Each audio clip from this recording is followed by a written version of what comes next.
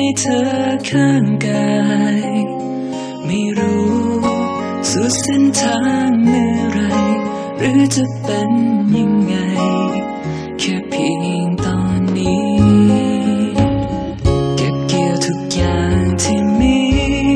ใช้วันและคืนที่ดีให้คุ้มค่าในหัวใจเมื่อวันฉันและเธอต้องไปเพราะไม่รู้เมื่อไรใกล้หรือไกลกัน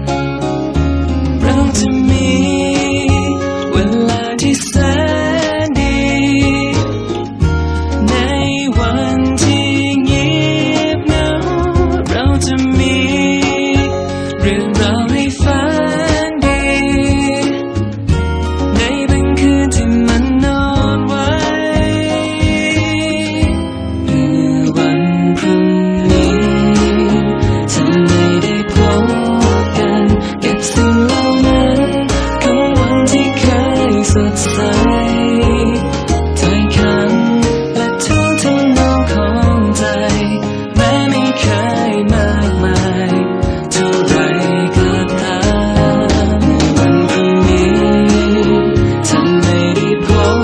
บกันให้สิ่งเหล่านั้นเป็นดังบทเพลงน้อยหัวใจทุกวันที่ต้องไกล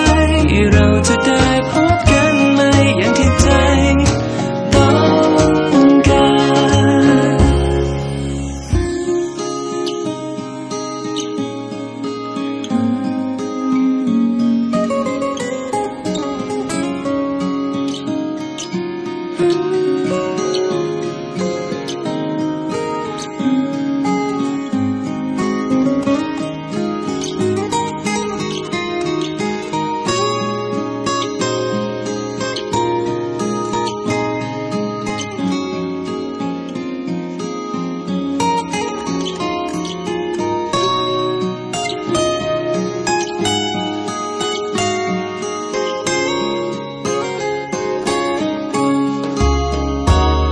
จะมีเวลาที่แสนดีในวันที่เงียบเหงาเราจะมีเรื่องราวให้ฝันดีในบางคืนที่มันนอนไว้เมื่อวันพรุ่งนี้ถ้าไม่ได้พบกันเก็บสิ่งสดใสถ้อยคำและท่วงทำนองของใจแม้ไม่เคยมากมายเท่าไรก็ตามวันพรุ่งนี้ถ้าไม่ได้พ